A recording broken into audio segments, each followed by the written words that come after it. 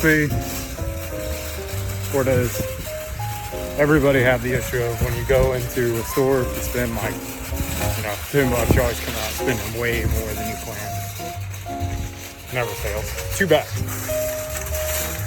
That's it.